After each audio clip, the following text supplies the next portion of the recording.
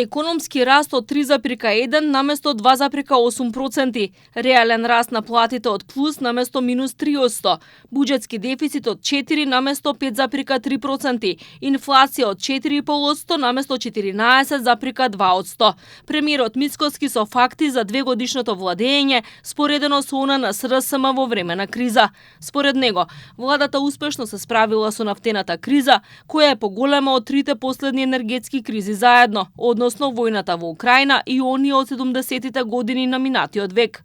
Дополнително очекува инфлацијата на основните производи да се сведе на 3% летово. По состанокот со маркетите, тој е оптимист дека ќе се постигне заедничко решение, бидејќи вели претерале со цените кои мора да се намалат. Зацртавме цел во јули месец храната да биде 3%, под 3%. Под 3%.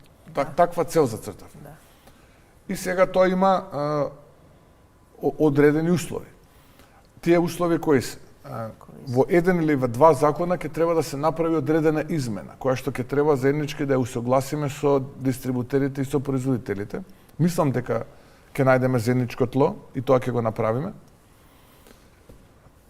Но тоа нека не биде заедничка цел, да цената на храната не биде над 3%. Мицкоски вели и дека градежната офанзива ќе продолжи. Со ребалансот на буџетот се додаваа дури 100 милиони евра повеќе за капитални инвестиции. Тој рече дека во моментот има историска градба истовремено на 6 автопати во Македонија.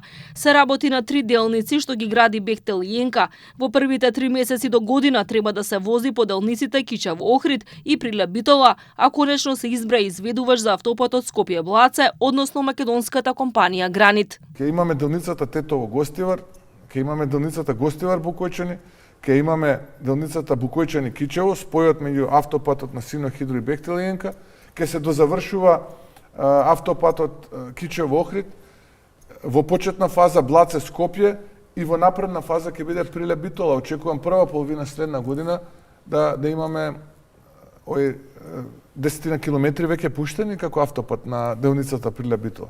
И покрај финансиските импликации врз буџетот, земјава воведе мерки за да го спречи ценовниот раст кај горивата. Со тоа, вели Мицкоски, биле постигнати најниски цени на нафтените деривати на Балканот.